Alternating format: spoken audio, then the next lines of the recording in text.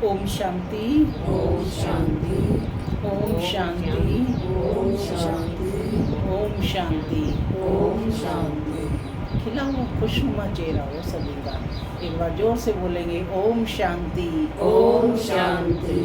आज 27 जून 2024। आज बाबा ने मीठी मधुर मुरली में बताया कि हम सब आत्माएं एक ही परम पिता परमात्मा की संतान हैं। तो ये जो शरीर हमें पार्ट बजाने के लिए मिला है, हम सब एक्टर हैं। शरीर किसी का भी साथ में नहीं जाएगा, है ना। इसलिए हमें क्या करना है, जाएगा हमारे साथ क्या, आत्मा, है ना। आत्मा निराकार आत्मा आई थी और निराकार आत्मा ही वापस जाएगी। इसीलिए गायन भी है, नंगे आए थे नंगे जाएंगे। न अंगे, बिना अंगों के आए थे और बिना अंगों के ही जाना। ये अंग, ये शरीर रूपी जो है गाड़ी हमने यहीं पर ली, इसका इस्तेमाल किया और फिर हमें वैसा ही बनकर जाना है। तो इस शरीर को भूल स्वयं को आत्मा समझने का अभ्यास करना है, ताकि आत्मा का हम स्मृति स्वरूप बन सकें। हर कार्य से पहले हमें याद रहे कि मैं करने वाली कौन हूँ, आत्मा हूँ। तो बाबा कहते कि इस जन्म में तुम्हें सब कुछ पता चल गया है और अब यह ज्ञान अपने जीवन में भी धारण करना है और दूसरों को भी सुनाना है ना। तो अपने पार्ट को ध्यान देना है, अलबेलापन छोड़ना है और अटेंशन रखनी है। सुनते हैं आज के डायरेक्ट ईश्वरीय महावाक्य। ओम शांति। ओम शांति। बाबा कहते,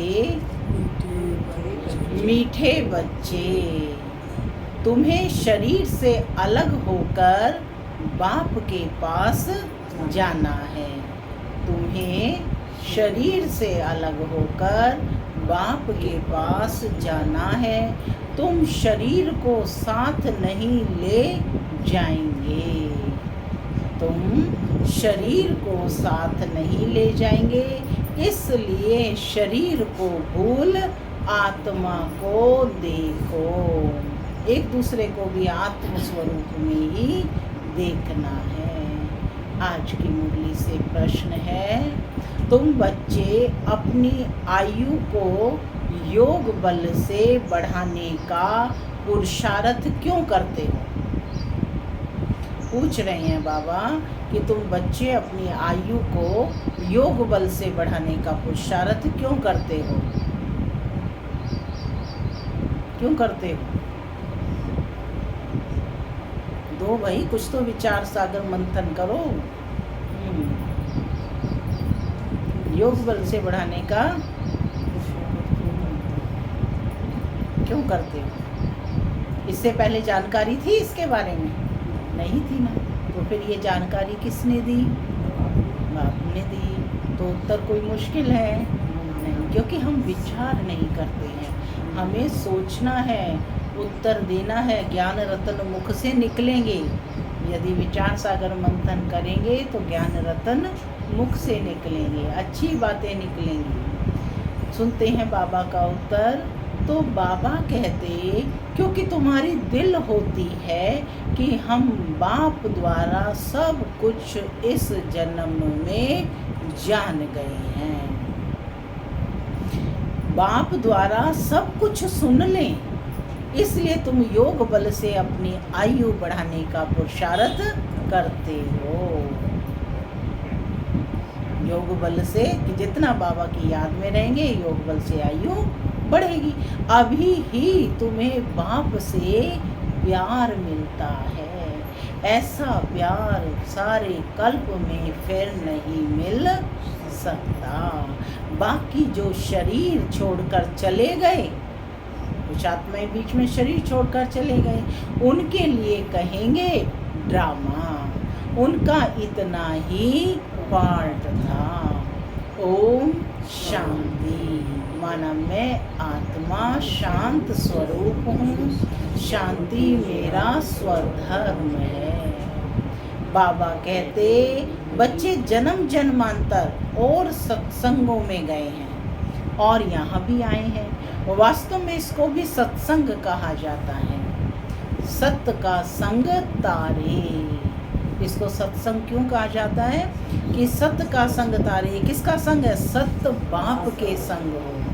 बच्चों के दिल में आता है कि हम पहले भक्ति मार्ग में सत्संगों में जाते थे और अभी यहाँ बैठे हैं। रात दिन का फर्क भासता है। अब देखो कि दोनों सत्संग देखे हैं ना, उसमें और इसमें क्या अंतर है। यहाँ पहले तो बाप का प्यार मिलता है, फिर बाप को बच्चों का प्यार मिलता है।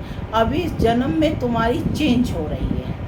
तुम बच्चे समझ गए हो कि हम आत्मा है, न कि शरीर। शरीर नहीं कहेगा कि हमारी आत्मा, आत्मा कहेगी हमारा शरीर। आत्मा कह सकती है कि हमारा शरीर। अब बच्चे समझते हैं कि जन्म जन्मांतर तो वह साधु संत महात्मा आदि करते आए। आजकल फिर फैशन पड़ा है। साईं बाबा, मेहर बाबा, वह भी सब जिस्मानी हो गए। जिस्मानी प्यार में सुख तो होता ही नहीं है। अभी तुम बच्चों का है रूहानी प्यार।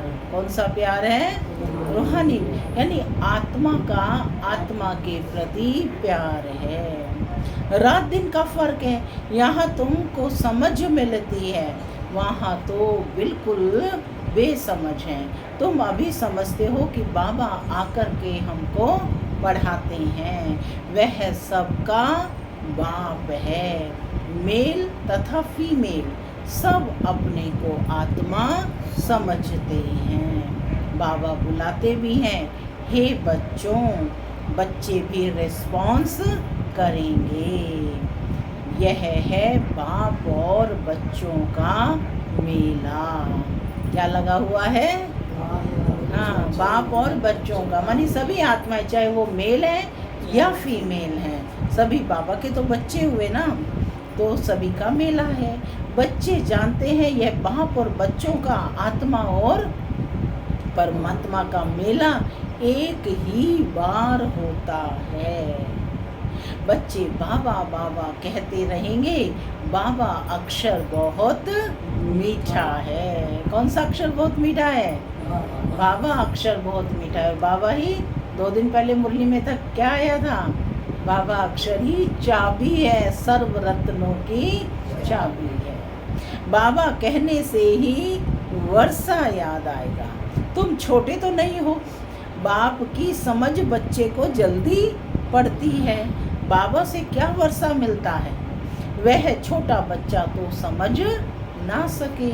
यहाँ तुम जानते हो कि हम बाबा के पास आए हैं। किसके पास आए हो?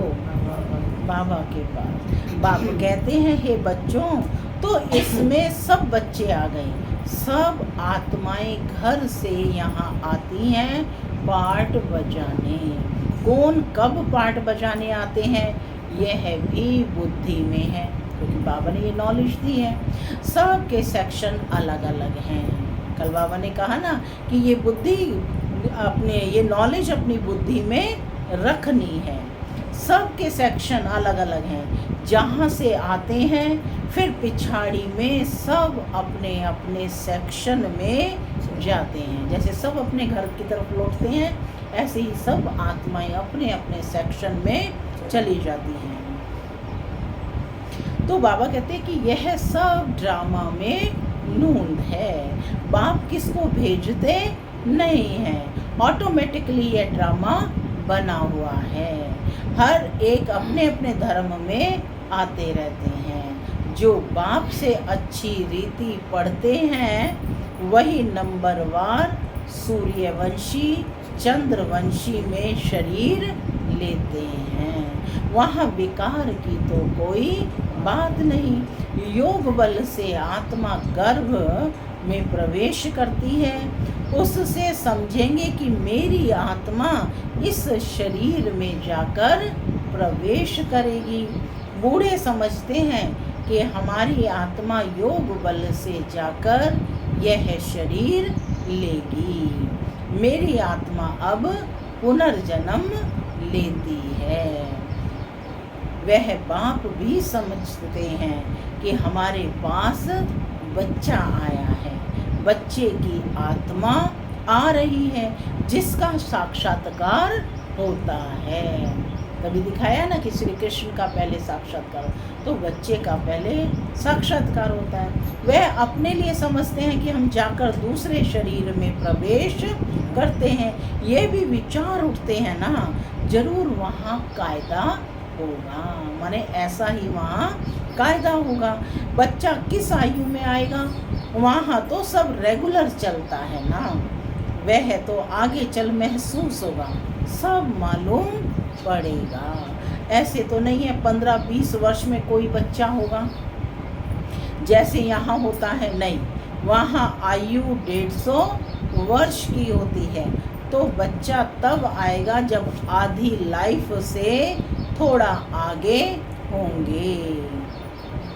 उस समय जैसे यहाँ होता है तो बाबा कहते उस समय बच्चा आता है, क्योंकि वहाँ आयु बड़ी होती है। एक ही तो बच्चा आना होता है, फिर बच्ची भी आनी है, कायदा होगा। पहले बच्चे की, फिर बच्ची की आत्मा आती है। विवेक कहता है पहले बच्चा आना चाहिए, पहले मेल और पीछे फीमेल। 8-10 वर्ष देरी से आएंगे। तो पहले कौन सा पत्ता आता है? श्री कृष्ण की आत्मा आती है, फिर राधे की आती है। आगे चल तुम बच्चों को सब साक्षात्कार होना है। कैसे वहाँ की रस्म रिवाज है, यह सब बातें नई दुनिया की बाप बैठ समझाते हैं। बाप ही नई दुनिया स्थापन करने वाला है। कौन है नई दुनिया स्थापन करने वाला? मुन्नी बहन कौन है? शिव बाबा। तो बाबा कहते कि रस्म रिवाज भी ज़रूर सुनाते हैं जाएंगे, आगे चल बहुत सुनाएंगे और तब साक्षात्कार होते रहेंगे, माने स्वर्णिम दुनिया के साक्षात्कार होते रहेंगे।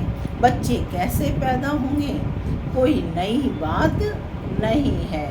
तुम तो ऐसी जगह जाते हो जहाँ कल्प कल्प जाना ही पड़ता है। बैकुंठ तो अब नज़दीक आ गया है। नज़दीक नज़र आता है या बैकुंठ आया कि आया? अब तो बिल्कुल नज़दीक में आकर पहुँचे हो। हर एक बात तुमको नज़दीक में देखने आएगी जितना तुम ज्ञान योग से मजबूत होते हो। नज़दीक में कब देखने आएगी? जितना तुम ज्ञान योग में मजबूत होते जाएंगे, माने ज्ञान को अच्छे से समझे, इसकी गहराई को, और बाबा की याद में रहें जितना हो सके। चलते फिरते उठते बैठते एक बाबा बाबा, बस मैं आत्मा और मेरा पिता परम आत्मा। जैसे माता को पुत्र की याद है ना, पति को पत्नी की याद रहती है ना, कि उसको याद करना पड़ता है, स्वतः रहती है। ऐसे मैं आत्मा और मेरा पिता परम आत्मा, ये श्वासों श्वास याद रहे। इसी को कहा जाता है स्मृति स्वरूप बनना। तो जितना तुम ज्ञान योग में मजबूत होते जाएंगे, अनेक बार तुमने ये पार्ट बजाया है, अभी तुमको समझ मिलती है, जो ही तुम साथ ले जाएंगे। साथ में क्या जाएगा? धन दौलत रुपया खजाना जाएगा? नहीं, क्या जाएगा? ये बाबा की याद है ना, ये पुण्य कर्मों का खाता जो हमारी आत्मा संस्कार रूप में ले जाएगी। वह तो बाबा कहते कि अनेक बार तुमने ये पाठ बचाया है, अभी तुमको समझ मिलती है, जो ही तुम साथ ले जाएंगे। वहाँ की क्या रस्म होगी सब जान जाएंगे। शुरू में तुमको सब साक्षात्कार हुए थे, उस समय तो अजून तुम अलफ बे पढ़ते थे, फिर लास्ट में भी ज़रूर तुमको साक्षात्कार होने चाहिए। जो शुरू में पार्ट हुआ वही लास्ट में भी होगा। सो बाप बैठ सुनाते हैं, वह सब देखना की चाहना तुमको यहाँ होगी, समझेंगे कहाँ शरीर ना छूट जाए, सब कुछ देख कर जाए। अब क्या दिल होती है ना, जितने दिन जिएंगे तब तक ज्ञान रतन या ज्ञान अमृत पिएंगे, है ना। यही होती है ना कि जितना हो सके हम, अब तो ये नहीं कहते ना कि मर जाएं, हैं, ये मरना शब्द भी देवताओं की डिक्शनरी में नहीं है, तो हम ब्राह्मणों को भी ये शब्द नहीं। ये शरीर विनाशी है, जब इसका पार्ट खत्म हो जाएगा तो आपे ही चली जाएगी। तो इसलिए हमें जितना जीवन है उसको सफल करना है। तो बाबा कहते समझेंगे कहाँ शरीर ना छूट जाए, सब कुछ देख कर जाए। इसमें आयु बढ़ाने के लिए चाहिए योग बल। जो बाप से सब कुछ सुने, सब कुछ देखें, जो पहले से गए उनका चिंतन नहीं करना चाहिए। वह तो ड्रामा का पार्ट है, तकदीर में नहीं था ज़्यादा बाप से लव लेना, क्योंकि जितना जितना तुम सर्विसेबल बनते हो तो बाप को बहुत प्यारे लगते हो, बाप को बहुत बहुत प्यारे लगते हो। जितना सर्विस करते हो, जितना बाप को याद करते हो, वह याद जमती रहेगी। तुमको बहुत मजा आएगा। अभी तुम बनते हो ईश्वरीय संतान। बाप कहते हैं तुम आत्माएं हमारे पास थी ना, भक्ति मार्ग में मुक्ति के लिए बहुत परिश्रम करते हैं, जीवन मुक्ति को तो जानते नहीं। यह बहुत लवली ज्ञान है, बहुत लव रहता है। बाप बाप भी है, टीचर भी है और सतगुरु भी है। सच्चा सच्चा सुप्रीम बाबा है जो हमको 21 जन्मों के लिए सुख धाम में ले जाते हैं। आत्मा ही दुखी होती है और दुख सुख आत्मा ही महसूस करती है। कहा भी जाता है पाप आत्मा पुण्य आत्मा। अभी बाप आए हैं हमको सभी दुखों से छुड़ाने। अभी तुम बच्चों को बेहद में जाना है, सब सुखी हो जाएंगे, सारी दुनिया ही सुखी हो जाएगी। ड्रामा में पार्ट है, उनको भी तुम समझ गए हो। तुम कितना खुशी में रहते हो। बाबा आया है हमको स्वर्ग में ले चलने के लिए। हम सब आत्माओं को स्वर्ग में ले जाएंगे। बाप धैर्य देते हैं, धीरज धर्म वनवासों के दिन आए किया, तो बाप धैर्य देते हैं कि मीठे मीठे बच्चों, मैं तुमको सब दुखों से दूर करने आया हूँ। ऐसे कोई कह सकता है? नहीं कह सकता। तो ऐसे बाप से कितना प्यार होना चाहिए। सभी संबंधों ने तुमको दुख दिया है, यह है ही दुखदाई संतान। तुम दुखी होते हो, दुख की बातें सुनते आए हो। अब बाप सब बातें समझा रहे हैं, उन पर कितना प्यार होना चाहिए। एक बाप को ही तुम याद करते हो, सिवाय बाप के और कोई से संबंध नहीं। आत्मा को ही समझाया जाता है, हम सुप्रीम बाप के बच्चे हैं। अब जैसा हमको रास्ता मिलता है, फिर औरों को भी सुख का रास्ता बताना है। तुमको सिर्फ आधा कल्प के लिए ही नहीं, पौना कल्प के लिए सुख मिलता है, माने 3/4 सुख मिलता है।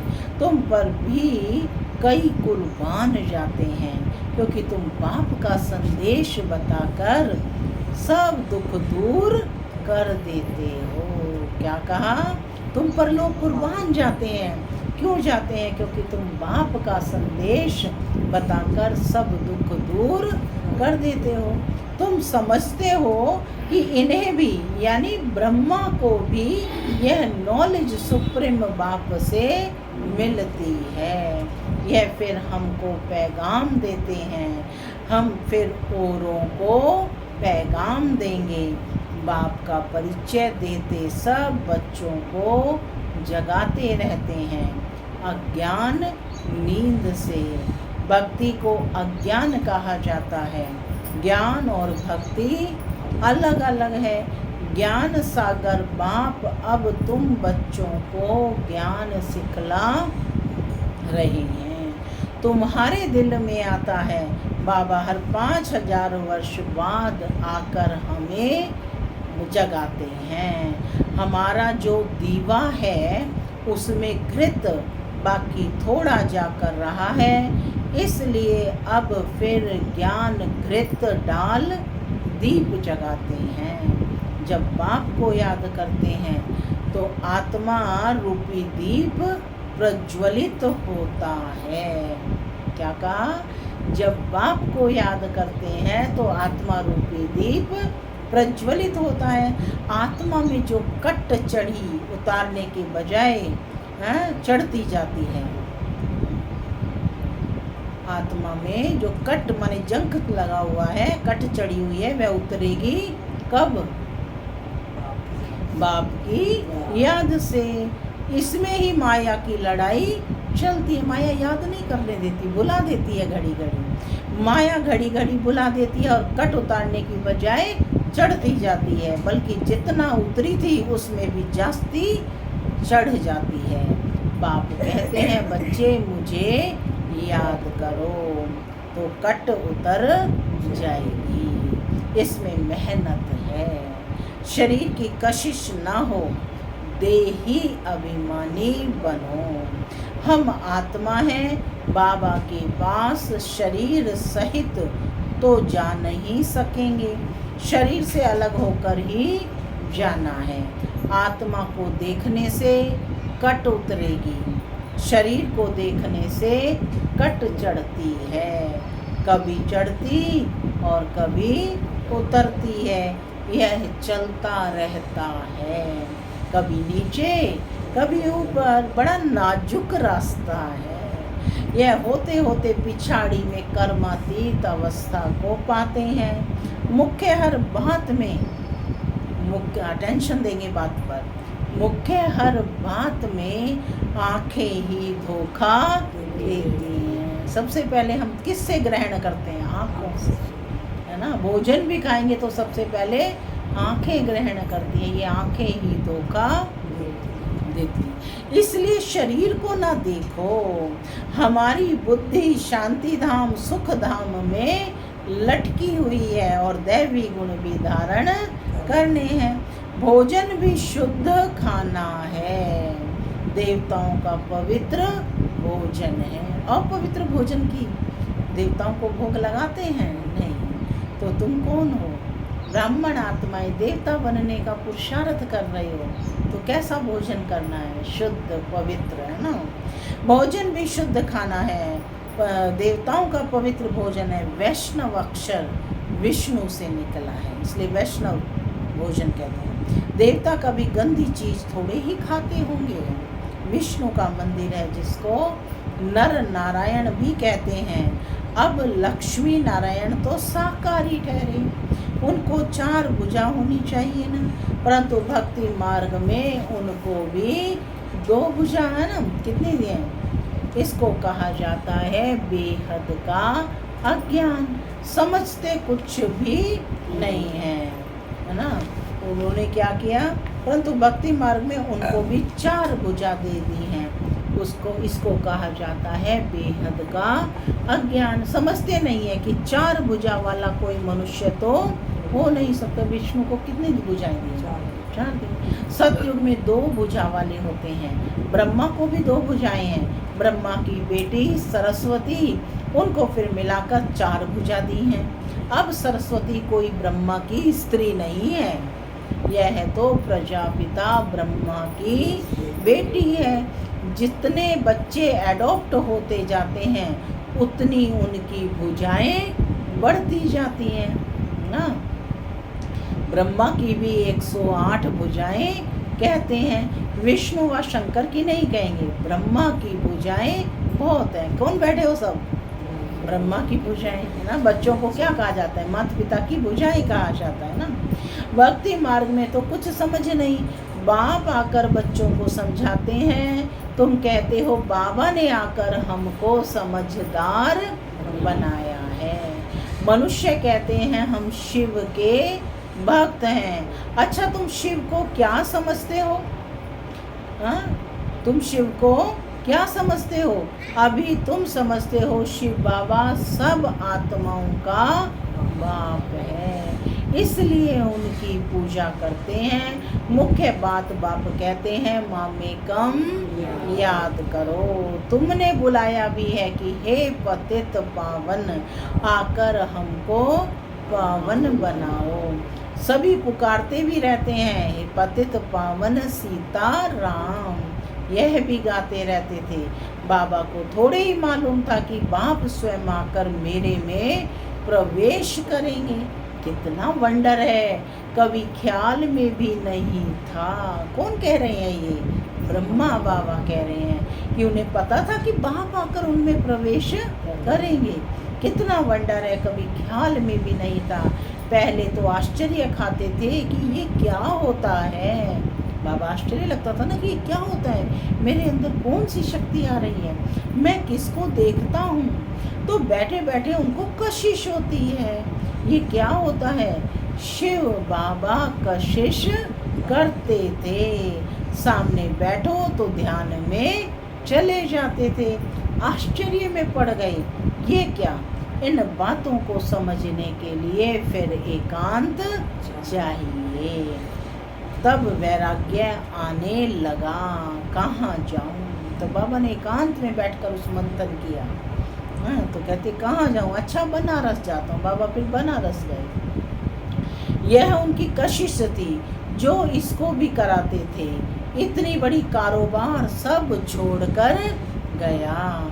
उन बिचारों को क्या पता कि बनारस में क्यों जाते हैं। फिर वहाँ बगीचे में जाकर बैठा, है ना। बाबा जो है बगीचे में जाकर बैठ गए, बनारस चले गए क्योंकि उनको वैराग्य आ रहा था, मन नहीं लग रहा था। वहाँ पेंसिल हाथ में उठाकर दीवारों पर चक्र बैठ निकालता था। बाबा ने दीवारों पर चित्र निकाल, जो उनको समझ में आ रहा था वो दीवारों पर चित्र निकाले। बाबा क्या कराते थे? कौन करा रहा था? शिव बाबा करा रहे थे। तो कहते बाबा क्या कराते थे? कुछ पता नहीं पड़ता था। रात को नींद आ जाती थी, समझता था कहाँ उड़ गया हूँ। बाबा को ऐसा महसूस होता कि कहीं मैं उड़ करके जा रहा हूँ। फिर जैसे नीचे आ जाता था, कुछ पता नहीं ये क्या हो रहा है। कुछ समय बाबा की ऐसी ही स्थिति रही तो बाबा अपना सारा कारोबार छोड़ बनारस में चले गए। शुरू में कितने साक्षात्कार होते थे, वहीं बाबा को साक्षात्कार हुआ था। बच्चियाँ कैसे बैठे बैठे ध्यान में चली जाती थी, है ना। जो स्वर्ग की दुनिया है ना और विनाश, दोनों सीन का साक्षात्कार बाबा को वहीं पर बनारस में हुआ। तुमने बहुत कुछ देखा है। तुम कहेंगे जो हमने देखा, जो तुमने नहीं देखा, है ना। क्या कहेंगे? क्या कहेंगे कि जो हमने देखा वो तुमने नहीं देखा, सो तुमने नहीं देखा। फिर पिछाड़ी में भी बाबा बहुत साक्षात्कार कराएंगे क्योंकि नज़दीक होते जाएंगे। अच्छा, मीठे मीठे सिक्के लधे बच्चों प्रति मात पिता बाप दादा का याद प्यार और गुड मॉर्निंग। रूहानी बाप की रूहानी बच्चों को नमस्ते। हम रूहानी बच्चों की रूहानी मात पिता बाप दादा को याद प्यार गुड मॉर्निंग और नमस्ते। नमस्ते सदा रहो हंसते बनो। धारणा के लिए मुख्य सार पहला, बाप का संदेश सुनाकर सबके दुख दूर करने हैं। सबको सुख का रास्ता बताना है, हदों से निकल बेहद में जाना है। दूसरा पॉइंट है, अंत के सब साक्षात्कार करने के लिए बाप के प्यार की पालना लेने के लिए ज्ञान योग में मजबूत बनना है। दूसरों का चिंतन ना कर योग बल से अपनी आयु बढ़ानी, माना जितना याद में रहेंगे उतना आयु बढ़ती जाएगी। आज का वरदान है, अलबेलेपन व अटेंशन के अभिमान को छोड़, अलबेलेपन व अटेंशन की अभिमान को छोड़ बाप की मदद के पात्र बनने वाले सहज पुरुषार्थी भव। क्या बनो? बाप की मदद के पात्र बनने वाले सहज पुरुषार्थी भव। कई बच्चे हिम्मत रखने की बजाय अलबेलेपन के कारण अभिमान में आ जाते हैं कि हम तो सदा पात्र हैं ही, बाप हमें मदद नहीं करेंगे तो किसको करेंगे। कैसा सोचते हैं कि बाप हमको मदद नहीं करेंगे तो किसको करेंगे। इस अभिमान के कारण हिम्मत की विधि को भूल जाते हैं। कईयों में फिर स्वयं पर अटेंशन देने का भी अभिमान रहता है, तो जो मदद से वंचित कर देता है। अभिमान जो है मदद से वंचित कर देता है। समझते हैं हमने तो बहुत योग लगा लिया है, ज्ञानी योगी तू आत्मा बन गई, सेवा की राजधानी बन गई। इस प्रकार के अभिमान को छोड़ हिम्मत के आधार पर बाबा कहते मदद के पात्र बनो तो सहज पुरुषार्थी बन जाएंगे। स्लोगन है, जो वेस्ट और नेगेटिव संकल्प चलते हैं उन्हें परिवर्तन कर विश्व परिवर्तन के कार्य में लगाओ। जो वेस्ट और नेगेटिव संकल्प चलते हैं उन्हें परिवर्तन कर विश्व कल्याण के कार्य में लगाओ। ओम शांति।